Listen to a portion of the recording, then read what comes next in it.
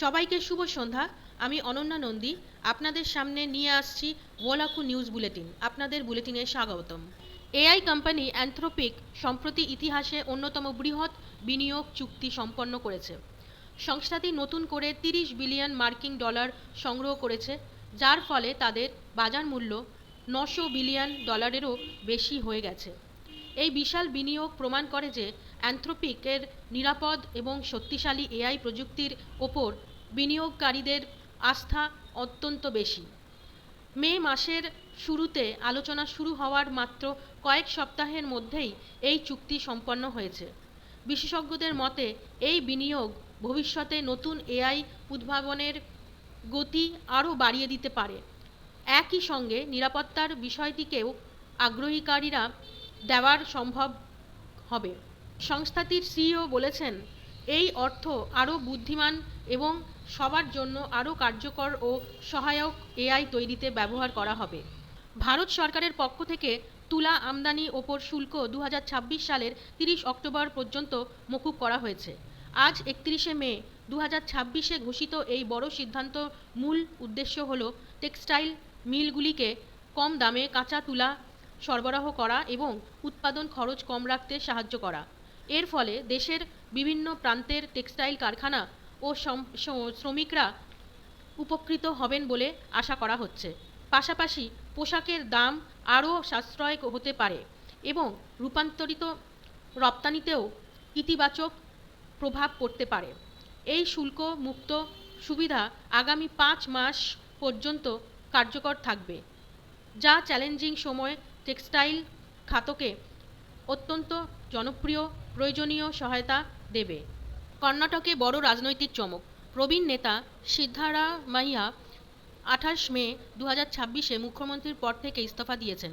তিনি বেঙ্গালুরু রাজ্যপালের দফতরে এক লাইনের পদত্যাগপত্র জমা দেন। 8 বছরেরও বেশি সময় ক্ষমতায় থাকার পর জনপ্রিয় কংগ্রেস নেতা জানান তিনি পরবর্তী মুখ্যমন্ত্রীর জন্য পদ ছেড়ে দিচ্ছেন। 29শে মে 2026-এ রাজ্যপাল তার ইস্তফা গ্রহণ করেছেন।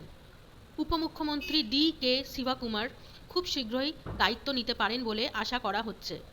সিদ্ধারামাইয়া সকলকে জানিয়েছেন ধন্যবাদ জানিয়ে বলেছেন তিনি রাজনীতিতে সক্রিয় থাকবেন।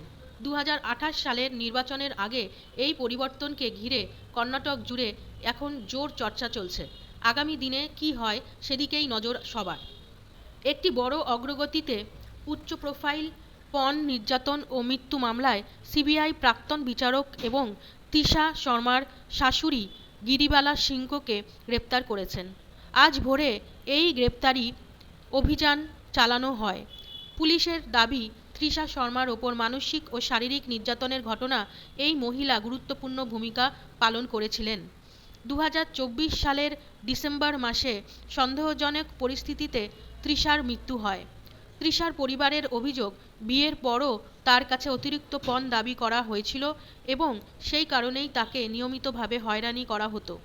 2025 সালের জানুয়ারিতে প্রথম প্রকাশ্যের আসা এই মামলাটি প্রভাবশালী পরিবারের সদস্যদের গ্রেপ্তারের ফলে এখন নাটকীয় মোড় নিয়েছে।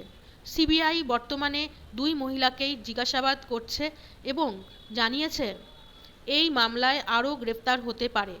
এই ঘটনা আবারও সমাজে পণ সংক্রান্ত মৃত্যুর ভয়াবহ বাস্তবটাকে সামনে এনে দিয়েছে। ভারত পরিচ্ছন্ন শক্তির ক্ষেত্রে এক উল্লেখযোগ্য মাইলফলক অর্জন করেছে। জনপ্রিয় ছাদ ভিত্তিক সৌরবিদ্যুৎ প্রকল্প পিএম সূর্য ঘর মুফত বিজলি যোজনার আওতায় এখন পর্যন্ত দেশজুড়ে 40.21 লক্ষেরও বেশি পরিবার সৌর প্যানেল পেয়েছে।